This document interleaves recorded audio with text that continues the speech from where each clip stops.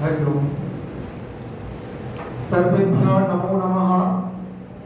अत्र मंचे विराजमानाः हुगली विभागस्य माननीय विभाग कार्यवाह दिव्येन्दु हालदार महोदय, माननीय सभापति डॉक्टर चित्ररंजन घोष महोदय तथा अस्य महाविद्यालयस्य मम अग्रे विराजमानाः सर्वे अध्यापकाः अध्यापिकाः अन्ये च विद्यांसः। আজকে আমার বিষয় শ্যামা পক্ষ শ্যামাপ্রসাদ স্মরণে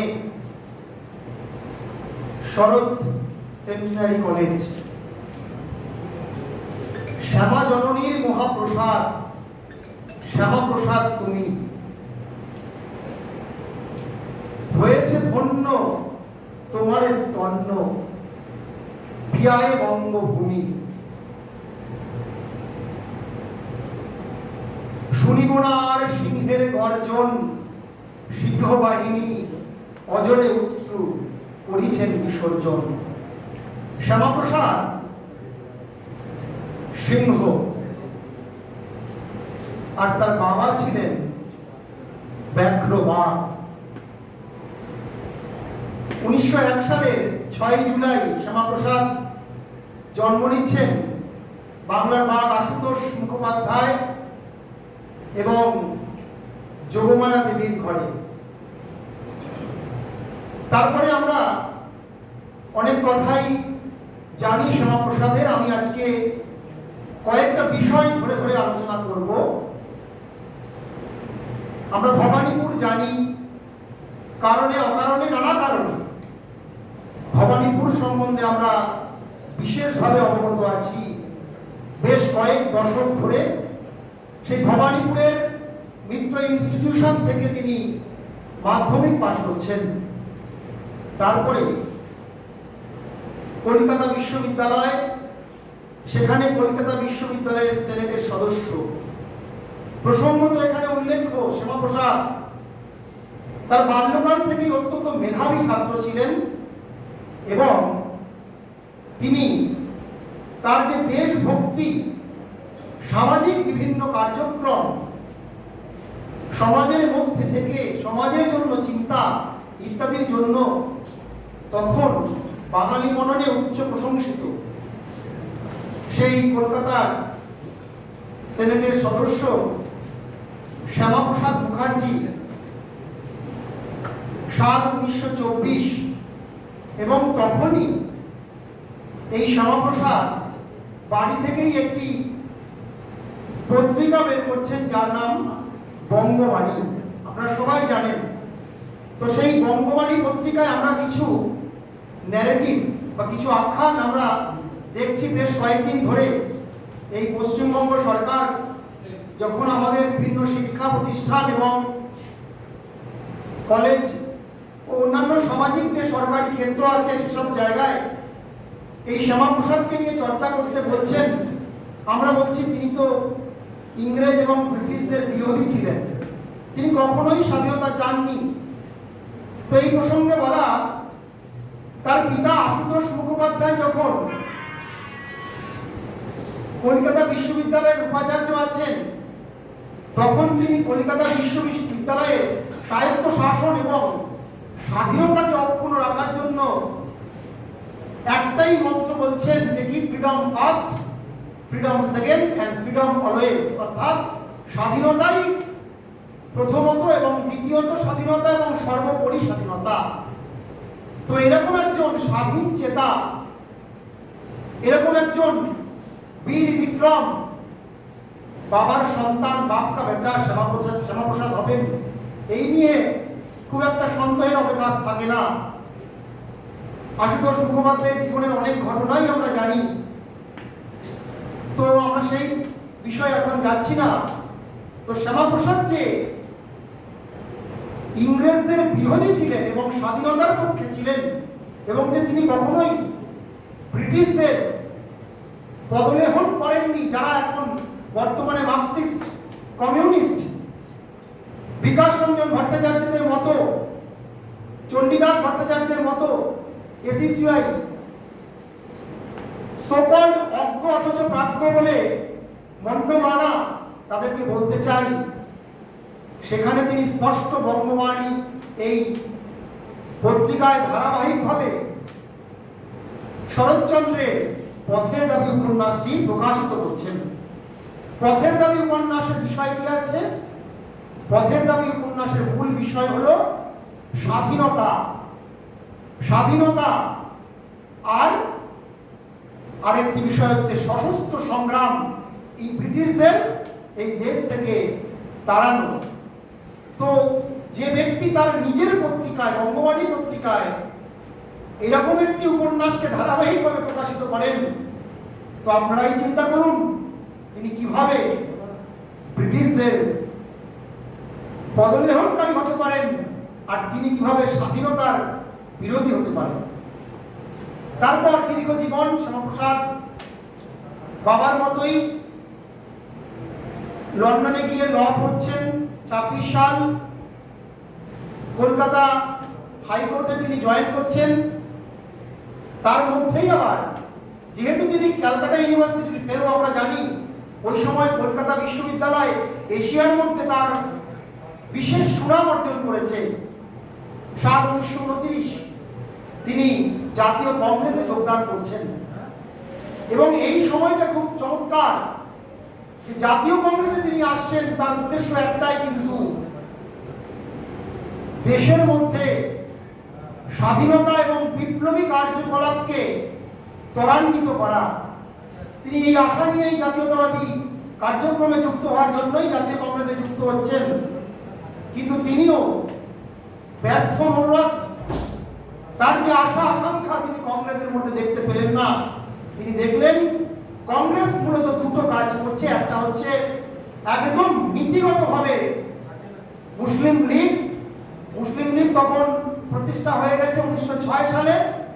আপনারা জানেন সেই মুসলিম লীগের নেতাদের কথা শুনছে, মুসলিম তোষণ করছে এবং হিন্দুদের উপর অত্যাচারে রীতিমতো প্রত্যক্ষভাবে এবং পরোক্ষভাবে মদত দিচ্ছে।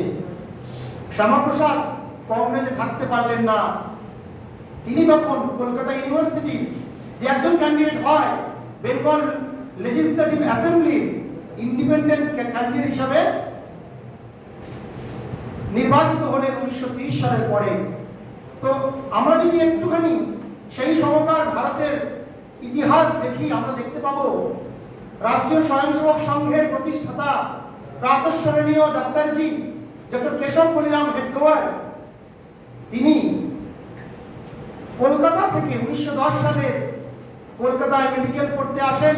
তারপরে কলকাতা থেকে তিনি যখন নাগপুরে যাচ্ছেন, তখন তিনি প্রথমে ওই শ্যামাপ্রসাদ মুখার্জির মতোই কংগ্রেসে যোগদান করেছেন এবং কংগ্রেসের গান্ধীজির সাথে তিনি অসহযোগ আন্দোলনেও যোগদান করেছিলেন।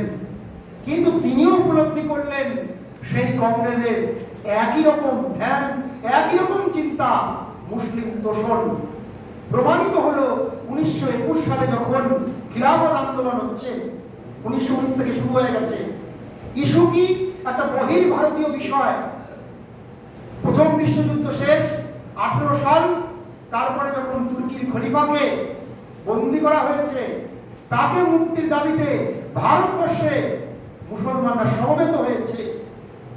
গান্ধীজি বিভিন্ন ইমামদের সাথে, বিভিন্ন মুয়াজ্জিনদের সাথে কথা বলছেন। ডাক্তারজি উপলব্ধি করলেন যে গান্ধীজির একটাই উদ্দেশ্য, ওই সেই একই মুসলিম তোষণ করা। এটা ইতিহাস, এটা সত্য। এর জন্য যদি আপনারা জানতে চান, আমার কাছে তৎকালীন সময়ের যে স্টেট আর্কাইভাল ডকুমেন্টস সেগুলো আছে, আপনাদেরকে আমি দেখাতে পারি। এবং 21 সালে যখন কেরালার মালাবারে মপলা বিদ্রোহ হচ্ছে, সেখানে দেখতে পাচ্ছেন ডাক্তারজি কিভাবে মুসলমানরা হিন্দুদের গণহত্যা করছে। ডাক্তারজি বুঝলেন যে এমন একটি সংগঠনের প্রয়োজন, যে সংগঠন সমাজের মধ্যে থেকেই, সমাজের মধ্যে একাত্মবোধ, একাত্ম মানবতার মধ্য দিয়ে এবং ভারতবর্ষের যে মূল হিন্দুত্ব আদর্শ, যে হিন্দুত্ব চেতনা, কারণ হিন্দু কোনো সম্প্রদায় নয়, হিন্দু কোনো বিশেষ পদ্ধতির ধর্ম নয়, হিন্দুত্ব একটা জ্ঞান প্রবাহ, শাশ্বত সনাতন ধারা। এই বিষয়ে বিস্তৃত আলোচনা তখন শুরু করে দিয়েছেন। সালটা 1923। রত্নগিরি থেকে, রত্নগিরির যে অবজারভেশন, সেখান থেকে বেরিয়ে এসে সাভারকার তার হিন্দুত্ব বই দিচ্ছেন। সেখান থেকেও ডাক্তারজি বুঝতে পারছেন যে প্রয়োজন হিন্দুত্বের আধারে একটি সংগঠন, যে সংগঠন আগামী দিনে এই রাষ্ট্রকে প্রকৃত দিশা দেখাবে। আর এই কারণেই তিনি 1925 সালের বিজয়া দশমীর দিন সংঘ প্রতিষ্ঠা করলেন। এদিকে 1930 সালে শ্যামাপ্রসাদ মুখার্জিও ইন্ডিপেন্ডেন্ট ক্যান্ডিডেট হিসাবে দুবার বাংলার যে তৎকালীন আইনসভা, লেজিসলেটিভ অ্যাসেম্বলি, সেখানে কিন্তু নির্বাচিত হলেন। তারপরে কি হচ্ছে? সাল 1932 আমরা জানি যে ম্যাকডোনেল তিনি একটা নীতি এই ভারতে নিয়ে আসছেন। কি নীতি? সেই কমিউনাল অ্যাওয়ার্ড অফার করছেন সমগ্র ভারতবাসীকে, যাকে আমরা সাম্প্রদায়িক বাটোয়ারা বলে জানি। তার মূল ভাব বা বিষয়বস্তু কি? যে ধর্মের ভিত্তিতে ভোটাভুটিতে অংশগ্রহণ। তো মুসলিমরা তাদের যে সংখ্যাগরিষ্ঠতা, যে যে জায়গা, সেখানে তারাই তাদের প্রতিনিধি দেবে এবং সেখানে তাদেরকে নির্বাচিত করবে। ভালো করে বুঝতে হবে ইতিহাসটা। তাদেরকে যারা নির্বাচিত করবে তারাও কিন্তু হবে মুসলমান। তো স্বভাবতই তখন আমরা দেখতে পাচ্ছি যে বিশেষ করে বাংলা, পাঞ্জাব, এই অঞ্চলগুলিতে মুসলিম সংখ্যাগরিষ্ঠতা। আমি বাংলা নিয়ে যদি আলোচনা করি, শ্যামাপ্রসাদ মুখার্জি যে জন্য বেশি প্রাসঙ্গিক, তখন বাংলার মুসলিমদের সংখ্যা 54 এবং 54 থেকে হয়তো 55%। তো সে জায়গায় দাঁড়িয়ে সেই বিভাগ হচ্ছে কিভাবে? হিন্দু মুসলিম। শুধু তাই নয়, হিন্দুদেরকেও আবার বিভিন্ন ভাবে ভাগ করে দেওয়া হচ্ছে। বলা হচ্ছে যারা আদিবাসী, যারা জনজাতি, যারা তপশিলি এবং শ্রমিক, নিম্নবর্গের শ্রমিক, উচ্চবর্গের শিক্ষিত, দেখবেন তখন অনেকগুলো যে দল ছিল, আমি যদি নাম বলি, মুসলিম League, Krishak Praja party, Anglo Indian শ্রমিক, All India schedule caste Federation, Hindu Mahasabha, Independent National Congress of India, এসব নানান তখন বাংলার পলিটিক্স, বাংলার তখন যে তৎকালীন ইতিহাস, সেটা বুঝতে হবে। তো এই জায়গায় দাঁড়িয়ে হিন্দুরা তখন নানাভাবে বিভক্ত। তো শ্যামাপ্রসাদ মুখার্জি কিন্তু এটা কোনোভাবেই মানতে পারলেন না। কিন্তু তখন নেতৃত্ব দিলেন কে? গান্ধীজি। গান্ধীজি ব্যাপারটা মানেননি। তারপরে আমরা জানি আম্বেদকরের সাথে তার একটা পুনা চুক্তি স্বাক্ষরিত হয়, যেখান থেকে নিশ্চিত হয় কি যে তপশিলীরা, আদিবাসীরা, শিডিউল কাস্টরা সবাই হিন্দু, তারা একসাথেই ঝুঁকে লড়বে। কিন্তু সেটা হলো না। সাল 1935 Government of India Act, Bharat সরকার একটা আইন আনলো। সেই আইনের মধ্য দিয়েই সেই আগের যে সাম্প্রদায়িক বাটোয়ারা যে নীতি, সেই নীতি কিন্তু বলবৎ হলো এবং তার ভিত্তিতেই 1937 সালে জেনারেল ইলেকশন হলো। সেই জেনারেল ইলেকশনে একমাত্র ক্যান্ডিডেট হিন্দু মহাসভার শ্যামাপ্রসাদ মুখার্জি, তিনিও নির্বাচিত হলেন এবং সেই ইলেকশনে কৃষক প্রজা পার্টি এবং মুসলিম লীগ মিলিয়ে প্রায় 119টি আসন পেল। তারাই সংখ্যাগরিষ্ঠ, তাদের কোয়ালিশন মিনিস্ট্রি তৈরি হলো। শ্যামাপ্রসাদ মুখার্জি বুঝতে পারছেন সেই কোয়ালিশন মিনিস্ট্রি বা মিলিঝুলি যে মন্ত্রিসভা, মুসলিম লীগ এবং কৃষক প্রজা পার্টি, তারা কি করছে? তারা বিভিন্ন অ্যাক্ট নিয়ে আসছে। তাদের মধ্যে কতগুলো গুরুত্বপূর্ণ অ্যাক্ট হলো যেগুলো, যার মাধ্যমে হিন্দু স্বার্থ বিঘ্নিত হচ্ছে। বারবার এই বিজাতি তত্ত্ব কিন্তু বুঝতে হবে। 1946 সালের 10ই অক্টোবর, ডেটটি খুব ইম্পর্টেন্ট, নোয়াখালী দাঙ্গা আমি পরে আসবো। সেদিন পর্যন্ত শ্যামাপ্রসাদ মুখার্জিরা কোনোদিন চাননি বাংলা বিভাগ হোক। প্রত্যেক ভারতীয়, বিশেষ করে যারা জাতীয়তাবাদী হিন্দু, তারা সব সময় চেয়েছেন। ওই সময়কার 32 থেকে 35 রবীন্দ্রনাথ ঠাকুর, ঐতিহাসিক রমেশচন্দ্র মজুমদার, স্বামী প্রণবানন্দ, মেঘনাথ সাহা বিজ্ঞানী, ভাষাবিদ সুনীতি কুমার চট্টোপাধ্যায়, এরা প্রত্যেকে চাইছেন ভারতবর্ষ অখণ্ড থাকুক। যেমন 1905 সালে যখন লর্ড কার্জন বঙ্গ বিভাগ করতে চাইছে, সেই বঙ্গ বিভাগকে রদ করলো রবীন্দ্রনাথ প্রমুখরা 1911 সালে। তো এই বঙ্গ বিভাগ চাই না, কিন্তু তখন মনে রাখতে হবে প্রসঙ্গত, এইটা যদি মনে রাখেন পরবর্তীকালে বুঝতে সুবিধা হবে। সেই সময় কিন্তু মুসলমানরা চেয়েছিল মুসলিম লীগ, বিশেষত 1905 1906 সালে মুসলিম লীগ হচ্ছে, মুসলিম লীগ চাইছে বাংলা বিভাগ হচ্ছে ভালো, তাহলে আমরা নিজেদের মতো কিছুটা ক্ষমতা ভোগ করতে পারবো, আমরা নিজেদের মতো বাংলায় একটা যে গ্রেটার বাক্য সার্বভৌম দেশ, আমরা সেখান থেকে শাসনভার চালাবো। তো তারপরে এরকম চলছে।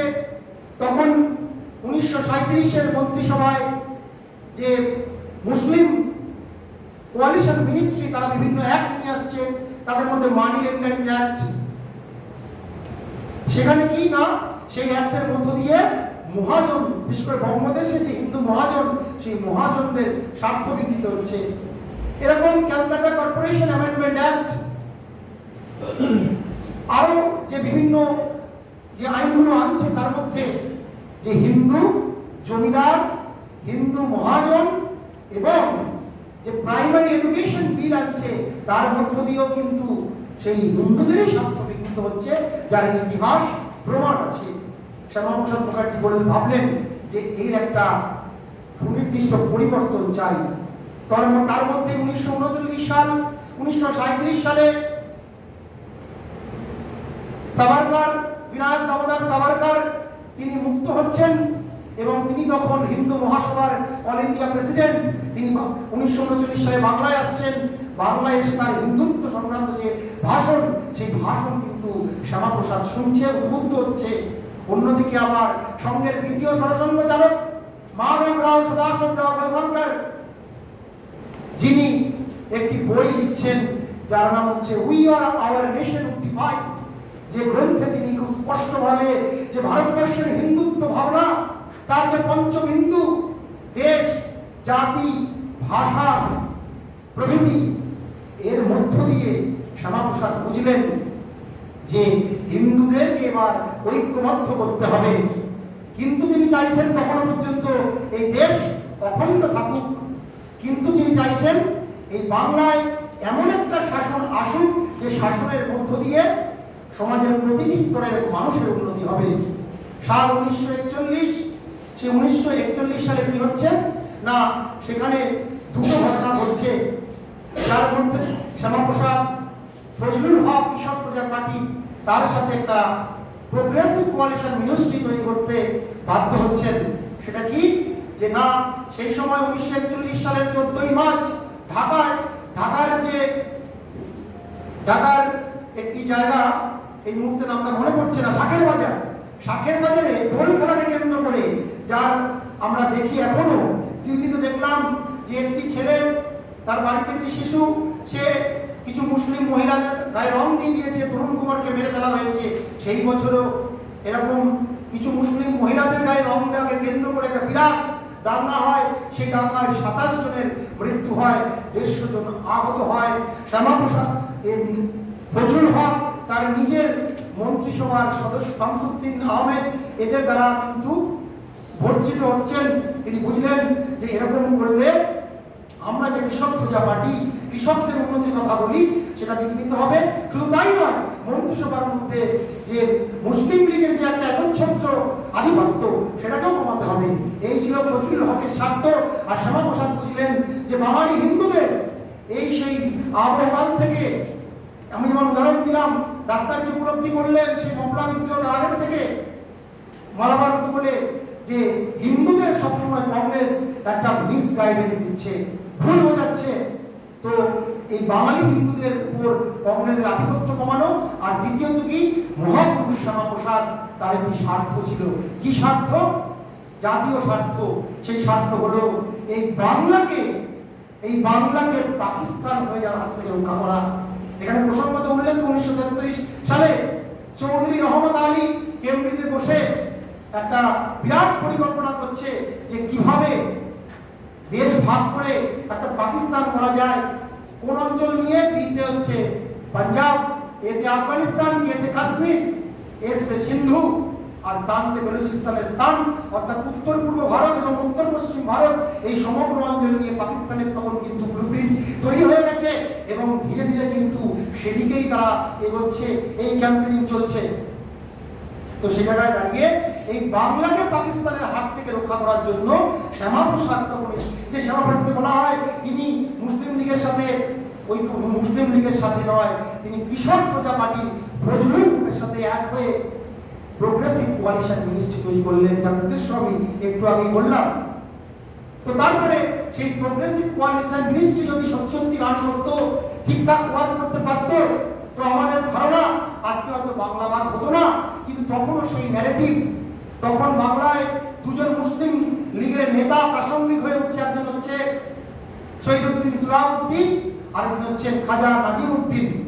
তারা গ্রামগঞ্জে এবং ওই যে কৃষক প্রজা পার্টির মন্ত্রীদেরকে গিয়ে বোঝাচ্ছে যে দেখো, মুখার্জির ছেলের সাথে তোমাদের মুসলমানের ছেলে আঘাত করেছে, এখানে মুসলিম স্বার্থ বিঘ্নিত হবে। এসব সব বইতে আছে, আপনারা দেখবেন the proceedings, Bengal proceedings, the proceedings of Bengal legislative assembly, সেখানে শ্যামাপ্রসাদ সমস্ত কিছু লিখছেন। তো এমন একটা পরিস্থিতি হলো, সেখানে এই যে প্রোগ্রেসিভ কোয়ালিশন মিনিস্ট্রি অর্থাৎ শ্যামাপ্রসাদ এবং ফজলুল হক কোনো কাজ করতে পারছে না। 1942 সালে দুটো ঘটনা ঘটছে, একটা ভারত ছাড়ো আন্দোলন, আর একটা হচ্ছে মেদিনীপুরের বিরাট একটা যে সাইক্লোন ঘূর্ণিঝড়। সেই ঘূর্ণিঝড়ে প্রায় 1100 প্রাণী, পশু পাখি, গবাদি পশু 75%, প্রচুর বাড়ি ধ্বংস হয় এবং 1100 মানুষ মারা যায়।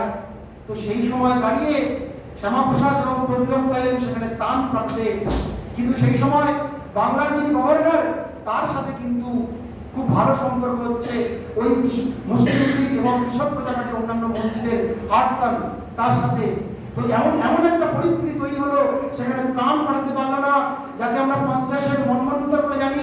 বাংলায় বিরাট দুর্ভিক্ষ হলো এবং ভারত ছাড়ো আন্দোলনে বিরাট চাপ আসতে লাগলো হাসপাতালের কাছ থেকে, যে শ্যামাপ্রসাদ যাতে বাঙালিদের ভারত ছাড়ো আন্দোলনে ইংরেজদের বিরুদ্ধে অংশগ্রহণ না করে, শুধু তাই নয়, তাদের বিরুদ্ধে ব্যবস্থা নেয়। এতগুলো কারণে শ্যামাপ্রসাদ, আমরা যে শ্যামাপ্রসাদকে বলি কি না, ব্রিটিশদের কাছে তিনি পদলেখন করেছেন, তিনি কখনোই স্বাধীনতা চাননি। আর স্বাধীনতা যদি না চাইবেন তাহলে তিনি তো অ্যাকশন নিতে পারতেন, তিনি কোনো অ্যাকশন নেননি। প্রথমে শ্যামাপ্রসাদ মুখার্জি 1943 সালে সেই প্রোগ্রেসিভ কোয়ালিশন মিনিস্ট্রি থেকে পদত্যাগ করেন, তারপরে পদত্যাগ করলেন ফজলুল হক। বাংলার ক্ষমতা তখন আবার সেই কার কাছে?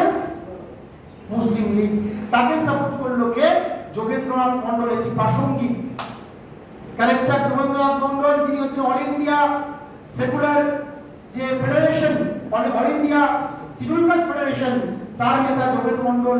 এই দুজনের মিলিতভাবে তৈরি হলো একটা মন্ত্রিসভা। তারা চলতে লাগলো। এমন সময় আরেকটি বিষয় প্রাসঙ্গিক হচ্ছে 1946 সাল ফেব্রুয়ারি মার্চ। এই সময় তখন যিনি ব্রিটিশ প্রধানমন্ত্রী এটলি, সে ব্রিটিশ প্রধানমন্ত্রী লেবার পার্টি, ব্রিটিশ লেবার পার্টির যিনি প্রধানমন্ত্রী এটলি, তিনি কি করলেন না, তিনি তখন বাংলার ক্ষমতা হস্তান্তর করতে চাইলেন। কাকে? তো প্রাসঙ্গিক তখন কংগ্রেস, কারণ কংগ্রেসের তখন বড় বড় নেতা গান্ধীজি, জওহরলাল নেহরু, সর্দার বল্লভভাই প্যাটেল, এরা সব আছে।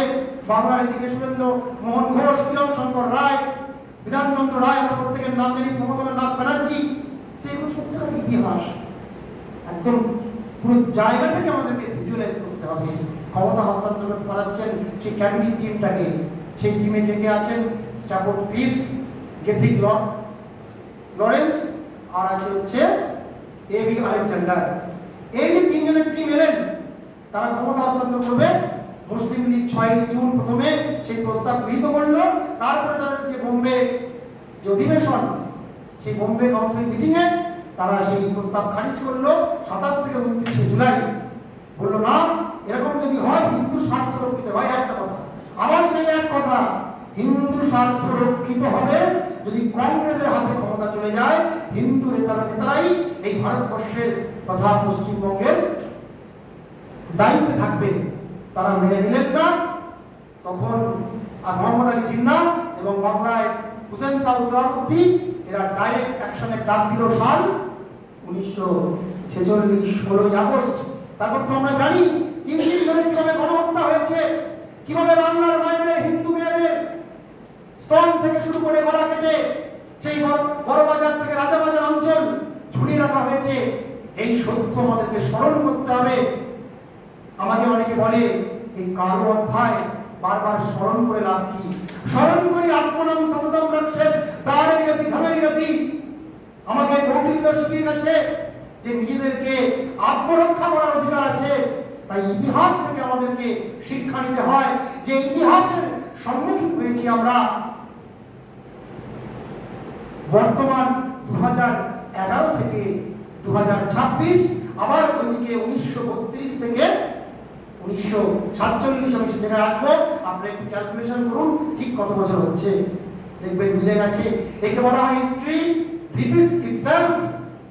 and 2026 4th May history end itself. 20th June of 1947 history ended itself. history সমাপ্তি হয়েছে। তো তখন পর্যন্ত শ্যামাপ্রসাদ চাননি সেই দাঙ্গার পরেও বাংলা বিভাজন হোক, কারণ তখন গোপাল মুখোপাধ্যায়ের মতো নেতারা কি করলেন, সেই যে হিন্দু নিধন যেটা একচেটিয়া চলছিল সেটাকে অনেকটা রুখে দিয়েছিলেন। কিন্তু সেটা সেই আজ গিয়ে পড়লো কোথায়? বরিশাল, নোয়াখালী, চৌমুনি, চট্টগ্রাম, ফেনী, কুমিল্লা, জমিদারহাট, লক্ষ্মীপুর, কালীবাজার, রংপুর, শামসেরগঞ্জ সমস্ত জায়গায় আমরা দেখতে পাচ্ছি 10ই অক্টোবর 1946 কি হচ্ছে? নোয়াখালী দাঙ্গা। সেখানে প্রচুর মানুষ প্রাণ হারাচ্ছে। গান্ধীজি তখন নিশ্চুপ, তার একটাই বাণী শান্তি, এবং শান্তি রক্ষা করতে কাদেরকে বলছেন? এই যে সাপ্রেস করা, ডমিনেট করা বারবার হিন্দুদেরকেই শান্তি রক্ষা করতে হবে। কারণ ওই যে আমরা সেই শিক্ষায় শিক্ষিত হয়েছি উদারচরিতনান্তু বসুধৈব কুটুম্বকম, কিন্তু আমরা এটা শিখিনি যে শাস্ত্র এবং শস্ত্র, আমাদের দেবদেবীরা, আমাদের যে প্রাচীন ভারত, রামায়ণ, মহাভারত, পুরাণ আমাদেরকে যে শিক্ষা দিয়েছেন শাস্ত্রকে রক্ষা করতে হবে শস্ত্র দিয়ে, আমরা সেই শিক্ষায় শিক্ষিত হচ্ছি না। কারণ আমাদের দিব্যজ্ঞান আছে, আমাদের কাণ্ডজ্ঞান নেই। আপনারা একটি বই পড়বেন শিবপ্রসাদ রায়ের, তিনি লিখছেন সেখানে স্পষ্টভাবে যে আমাদের দিব্যজ্ঞানের সাথে সাথে কিরকম কাণ্ডজ্ঞানের প্রয়োজন। শ্যামাপ্রসাদ মুখার্জি, যদুনাথ সরকার, বিধানচন্দ্র রায়, প্রমথনাথ ব্যানার্জি এরা প্রত্যেকে এগিয়ে এলেন তখন যে না, আর চুপ করে থাকা নয়, এবার আমাদেরকে কিছু একটা করতে হবে। ফেব্রুয়ারি মাস 1947 থেকে শুরু হলো নানান সভা সমাবেশ। হিন্দু মহাসভার সেই বিরাট সভা, তারকেশ্বর কিছুদিন আগে এসেছিলেন আমাদের প্রধানমন্ত্রী। আমরা এখন জানছি প্রধানমন্ত্রী কেন তারকেশ্বরে এলেন। 4 এপ্রিল থেকে 6 এপ্রিল সেই তারকেশ্বর অধিবেশন, যেখান থেকে একটি প্রস্তাব সিদ্ধান্ত নেওয়া হলো কি যে না, এই বাঙালি হিন্দুদের জন্য একটি পৃথক বাসস্থান প্রয়োজন। না হলে এই বারবার এই যুক্তিটা কিন্তু বুঝতে হবে, না হলে হিন্দুরা তাদের নিজস্ব বাসস্থানের অভাবে আস্তে আস্তে সমাপ্তির দিকে চলে যাবে। যেভাবে বর্তমান বাংলাদেশ, যখন 47 সালে বাংলা বিভাগ হচ্ছে তখন সেখানে হিন্দুর সংখ্যা কত জানা আছে? তখন 33%, আজকে 7%। যখন পাকিস্তান ভাগ হয় তখন কত শতাংশ? 22%।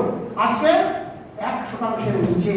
তো এটা রিয়েলাইজ করলেন শ্যামাপ্রসাদ কেন প্রাসঙ্গিক, এটা আমাদেরকে বুঝতে হবে যে বাঙালি হিন্দুরা, এই ভারতবর্ষের বাঙালি হিন্দুরা তারা কোথায় যাবে? আপনি বলবেন পাঞ্জাবটা কেন বলছি না? পাঞ্জাবটা মডেল এক্সচেঞ্জ হয়েছে, সেখানে বিনিময় হয়েছে, কিন্তু বাংলায় সেটা সম্ভব হয়নি। সেই ইতিহাস আমি বেশি বিস্তারিত আলোচনা করব না। তো সেখান থেকে বিভিন্ন মানচিত্র, ম্যাপ, আজকে যে পশ্চিমবঙ্গ দেখছেন সেই সমস্তটা তৈরি করলেন শ্যামাপ্রসাদ। প্রসাদ তিনি গিয়ে লর্ড মাউন্টব্যাটেনকে সেটা ভালোভাবে বোঝাচ্ছেন। মাউন্টব্যাটেন রিয়েলাইজ করছেন, কিন্তু তিনি বলছেন আমি এইসব কিছু শুনবো না, আমি সব রিয়েলাইজ করছি, তোমাদেরকে গণভোটের মধ্য দিয়ে আসতে হবে। তখন স্যার যদুনাথ সরকার, বিখ্যাত ইতিহাসবিদ, এরা একেবারে আসরে নেমে পড়লেন। মে মাসে এই বাংলায় ৭৬টি সভা হলো। তখন কংগ্রেসের একটি অংশ, আমি বলছি কারা, তারা বাংলার সুরেন্দ্রমোহন ঘোষ, কিন্তু মনে রাখতে হবে সুভাষচন্দ্রের দাদা শরৎ ঘোষ, কিরণ শঙ্কর রায়, এরাও কিন্তু তখন এই বাংলার বিভাজন চাইছে না। তারা বলছে আমরা অখণ্ড ভারত চাই। এটা কিন্তু ষড়যন্ত্র। আমি যে কথা আগে বলেছিলাম 1905 সালে বঙ্গভঙ্গ কেউ চাইনি, আর এই সময় শহীদুদ্দিন সুহরাওয়ার্দী এবং এই কংগ্রেসের আতেল নেতারা কিরণ শঙ্কর রায় এবং শরৎ ঘোষ, এরা বলছে এখন আমরা একসঙ্গে থাকবো। কেন? একসঙ্গে থাকলে ক্ষমতা আমাদের কাছে থাকবে, আর আমাদের হিন্দুদের শোষণ, হিন্দু নারীদের ভোগ, হিন্দু নারীদের উপর অত্যাচার, হিন্দুদের পেষণ, হিন্দুদের নিষ্পোষণ এবং হিন্দু নিধন আরো ইজি থেকে ইজিয়েস্ট হবে।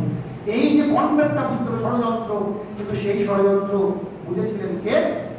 সর্দার বল্লভভাই প্যাটেল থেকে শুরু করে আমাদের গান্ধীজি, এরা বলেছিলেন যে না, গণভোটের মধ্য দিয়ে যেটা হবে সেটাই হোক। দিন এলো 1947 সালের 20শে জুন। সেই বছর, সেই দিন 3টে অধিবেশন হয়েছিল। তখন বাংলার যিনি গভর্নর ব্যারোজ, ফ্রেডরিক ব্যারোজ, তিনি তার সেই লেখাপত্রে, বেঙ্গল প্রসিডিং এখানে আছে আর্কাইভে, তিনি লিখছেন যে তিনি 3বার টেলিগ্রাম করছেন লর্ড মাউন্টব্যাটেনকে। ইতিমধ্যে কিন্তু বাংলার যে আইনসভা, তখন বিধানসভা নয়, তখন বাংলার আইনসভা, লেজিসলেটিভ অ্যাসেম্বলি দুটো ভাগে বিভক্ত।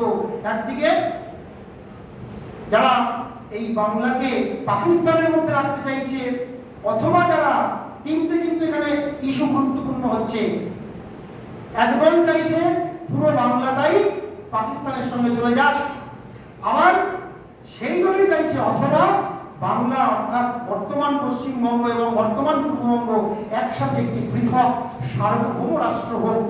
তারা আইনসভার একদিকে বসছে। আর একদল কারা, যারা চাইছে একদম স্পেসিফিক একটাই দাবি, বাঙালি হোমল্যান্ড, বাঙালি হিন্দু হোমল্যান্ড। এটা বুঝতে হবে, এটাই ছিল একমাত্র দাবি যেখানে নোটেড আছে। কারণ আমি এতক্ষণ ধরে বললাম বাঙালি হিন্দু স্বার্থ বিঘ্নিত হচ্ছে। তো তারা একদিকে বসছে। প্রথম সেই আইনসভার যৌথ অধিবেশন সেই 20 জুন 1947। সেখানে দেখা গেল কি, যে পাকিস্তানের পক্ষে 127টি, আর পাকিস্তানের বিপক্ষে অর্থাৎ বাংলা পাকিস্তানের সঙ্গে যুক্ত হতে চায় না, এরকম করলো মাত্র 34টি ভোট। টেলিগ্রাম করলেন কে? ব্যারোজ মাউন্টব্যাটেনকে। দ্বিতীয় আবার একটি হলো কি, দ্বিতীয় অধিবেশন, সেখানে বিষয় কি, যে না, বাংলা পৃথক সার্বভৌম রাষ্ট্র। সেখানেও দেখা গেল কি, যে না, সেখানেও দেখা যাচ্ছে সেই সংখ্যাগরিষ্ঠ কারা সংখ্যাগরিষ্ঠ পাচ্ছে সেই বাংলা সার্বভৌম রাষ্ট্রের পক্ষে। সেখানে পড়ছে 106টি ভোট, আর বাংলা সার্বভৌম রাষ্ট্রের বিপক্ষে পড়ছে 90টি ভোট। আর সর্বশেষ যেটা হলো কি না, বাংলা ভাগ হয়ে পশ্চিম বাংলা হিন্দু স্বার্থে হিন্দু হোমল্যান্ড হিসেবে অন্তর্ভুক্ত হবে। সেইখানে 58-21 ভোটে বাঙালি হিন্দু হোমল্যান্ডের স্বার্থ রক্ষিত হলো। এখন প্রশ্ন, যে এত কিছু হলো মেজরিটি, তাহলে কেন এই কথা হবে? এইখানে শ্যামাপ্রসাদের গুরুত্ব। শ্যামাপ্রসাদ সেখানে দাঁড়িয়ে বলছেন, কি বলছেন না, যে কারণে পাকিস্তান চাইছে, এই জিন্নারা পাকিস্তান চাইছে কেন? মুসলিমরা হচ্ছে মাইনরিটি, তাদের স্বার্থের জন্য। সেই একই কারণে হিন্দু স্বার্থ বিঘ্নিত হচ্ছে। হিন্দু এখন বাংলায় মাইনরিটি, অর্থাৎ বাংলা মাইনরিটি হিন্দুদের জন্য একটি পৃথক রাষ্ট্র। শ্যামাপ্রসাদ যুক্তিতে জয়লাভ করলেন। সেই জয়লাভের পরে আমরা আজকে 20শে জুন এই পশ্চিমবঙ্গ একটি পৃথক যে ভারতবর্ষের অন্তর্ভুক্তি হিসাবে আমরা পশ্চিমবঙ্গকে পেলাম বাঙালি হিন্দু হোমল্যান্ড হিসাবে। তো এটা হচ্ছে শ্যামাপ্রসাদের অবদান। যেটা আমরা পশ্চিমবঙ্গ দিবস জেনেছি। শুধু তাই নয়, এরপরে তিনি সেই যে সরকার তৈরি হলো, সেই সরকারের প্রথম শিল্প সরবরাহ মন্ত্রী হলো আমরা জানি। সেখানেও সেই কংগ্রেসের সাথে তার মত এক হচ্ছে না, মতানৈক্য হচ্ছে। 1950 সালে তিনি পদত্যাগ করছেন। পদত্যাগ করার পরে তিনি কি করলেন? অনেক কিছু করলেন। তার মধ্যে একটি হচ্ছে এই প্রাসঙ্গিক হচ্ছে সংঘ, রাষ্ট্রীয় স্বয়ংসেবক সংঘ। রাষ্ট্রীয় স্বয়ংসেবক সংঘের যে মূল আদর্শ সর্বমর্মী এবং সর্বস্পর্শী করা, সংঘের কাজকে, সংঘের আদর্শকে এবং এই হিন্দুত্বের মূল ভাবনাকে, রাষ্ট্রবাদী চেতনাকে সেটাই সমাজের প্রতিটি স্তরে নিয়ে গেলেন। তিনি আর কেউ নয়, তিনি হচ্ছেন সংঘের দ্বিতীয় সরসংঘ চালক, যাকে আমরা গুরুজি বলে জানি, মাধবরাও সদাশিবরাও গোলভাঙ্গার। তিনি সংঘের বিভিন্ন আনুষঙ্গিক ক্ষেত্র তৈরি করছেন।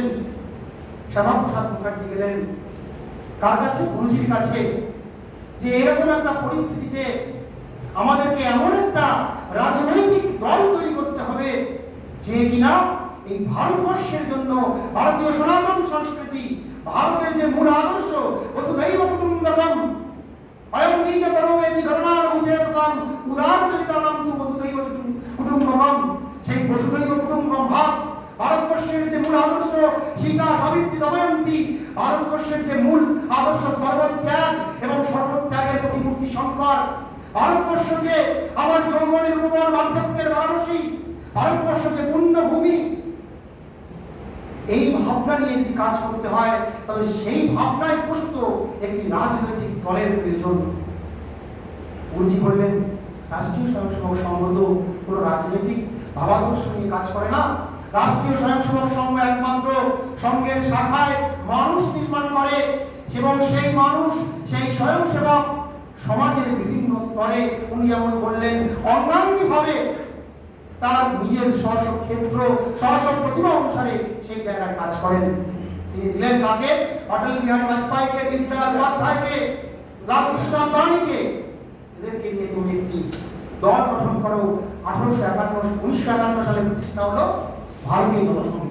আমরা সবাই জানি তারপরে সেই জনসংঘ আজকের বিশাল গভীর, আজকে 21টি রাজ্যে তাদেরই ক্ষমতা, তারাই শাসন করছেন, ভারতীয় জনতা পার্টি। এগুলো সব যখন আমরা জানি। তো শ্যামাপ্রসাদ আরেকটি যে কারণে আমাদের প্রণম্য, কতদিন তার বলিদান দিবস, যাকে আমরা আত্মবলিদান দিবস বলি, তার আরেকটি মহান কাজ হচ্ছে তিনি বলেছিলেন আমরা যদি ভারতবর্ষের স্বাধীনতা দেখি তখনও কিন্তু ভারতবর্ষ স্বাধীন 47 সালে, কিন্তু ভারতবর্ষের বিভিন্ন অঞ্চল যেমন গোয়া, আমরা যদি পুরুলিয়া, আমরা যদি সিকিম, আমরা যদি হায়দ্রাবাদ, আমরা যদি কাশ্মীরের দিকে দেখি, এগুলো পরে পরে পরে পরে স্বাধীন হয়ে যাবে। ইতিহাসের ছাত্র তারা আমরা জানি। তো কাশ্মীর প্রসঙ্গ এখানে খুব প্রাসঙ্গিক। কাশ্মীরে তখন একটা দেশের মধ্যে আরেকটা দেশ, অর্থাৎ সেখানে আলাদা পতাকা, আলাদা সংবিধান এবং আলাদা তখন প্রধানমন্ত্রী ছিল। তো শ্যামাপ্রসাদ মুখার্জি বললেন এক দেশ মে एक विधान, एक प्रधान और एक निशान होगा। एक देश में दो विधान, दो निशान, दो प्रधान नहीं चलेगा, नहीं चलेगा। এই ছিল শ্যামাপ্রসাদের মূল বার্তা এবং সেই বার্তা তিনি পৌঁছে দিতে সেখানে তখন কাশ্মীরে যেতে গেলে আমরা ভারতবর্ষ থেকে যখন এখন অন্য রাজ্যে যাই আমাদের কোনো পারমিশন লাগে না, কিন্তু কাশ্মীরে যেতে লাগতো। কিছুদিন আগে পর্যন্ত আপনারা জানেন, কিন্তু 370 এবং 35A আর্টিকেল যখন বন্ধ হলো তারপরে এগুলো সব রদ হলো। তো সেই কাশ্মীরে শ্যামাপ্রসাদ মুখার্জি যাচ্ছেন, তাকে পারমিশন দেওয়া হলো না, তিনি লঙ্ঘন করে ভিতরে ঢুকে গেলেন।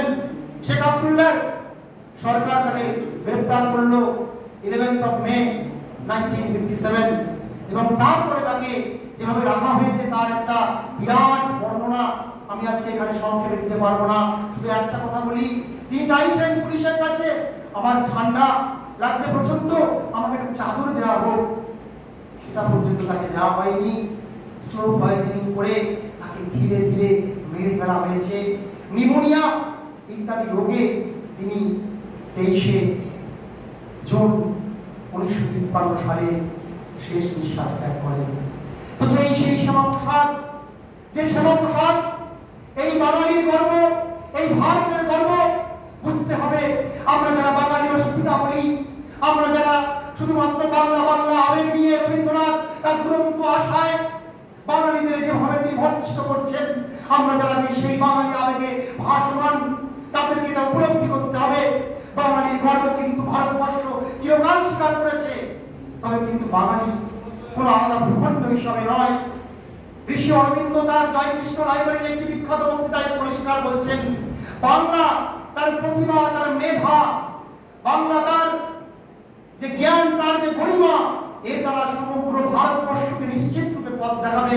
তবে আলাদা কোনো পরিচয় নয়, একই পরিচয়, একই সেই আদর্শ ভারতের মধ্যে, ভারতের প্রাণ ভ্রমরা হয়ে যেভাবে পথ দেখিয়েছেন রবীন্দ্রনাথ, যেভাবে পথ দেখিয়েছেন আধ্যাত্মিক চেতনার গুরু স্বামী বিবেকানন্দ, যেভাবে পথ দেখিয়েছেন ঠাকুর শ্রী রামকৃষ্ণদেব, জগজ্জননী মা সারদা দেবী, যেভাবে ডক্টর কেশব পরিরাম হেডগেওয়ার তার সংঘ কাজের শিক্ষা নিয়েছেন এই বাংলা থেকে, কোকেন ছদ্মনামে অনুষ্ঠান সমিতি থেকে, যেভাবে তিনি তার সেবার আদর্শকে সুপ্রতিষ্ঠিত করেছেন এই বাংলা থেকে, রামকৃষ্ণ মিশনের সেবা ভাবনায় অনুপ্রাণিত হয়ে যেভাবে ঋষি অরবিন্দ অখণ্ড ভারতের স্বপ্ন দেখিয়েছেন, যেভাবে ঋষি বঙ্কিমচন্দ্র তার আনন্দ মঠে ভবানন্দের মধ্য দিয়ে সেই অতীত গৌরবশালিনী বৈভবশালিনী ভারত মাতা, বর্তমানে লাঞ্ছিতা লুণ্ঠিতা গুলুণ্ঠিতা সেই মাতার ভবিষ্য বৈভবশালিনী রূপের স্বপ্ন দেখিয়েছেন,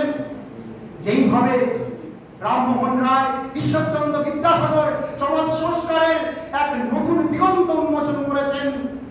ভারতবর্ষের মহিলাদের জন্য, নারী শিক্ষার জন্য, নারী ক্ষমতায়নের জন্য একটি বিশেষ দিক আমাদের সামনে উন্মোচন করেছেন শ্যামাপ্রসাদ মুখার্জি, শ্যামা জননী মহাপ্রসাদ। শ্যামাপ্রসাদ একই কাজ করেছেন। তিনি বাঙালির গর্ব, বাঙালির প্রাণ ভ্রমরা হয়ে, বাংলার কেন্দ্রবিন্দু হয়ে সেই বাল গঙ্গাধর তিলকের ভাষায় what Bengal things today India things tomorrow, Bangla ভারতবর্ষের আত্মার রূপে কাজ করুক, বাংলা ভারতবর্ষের সাথে একাত্ম হয়ে কাজ করুক, বিভেদের বাণী নিয়ে নয়, একাত্ম হয়ে বাংলা আবার তার অতীত গৌরবে সুপ্রতিষ্ঠিত হোক। আজকে শ্যামাপ্রসাদ স্মরণে এই হোক মূল তাৎপর্য। সকলকে নমস্কার, ধন্যবাদ। ভারত মাতা কি জয়।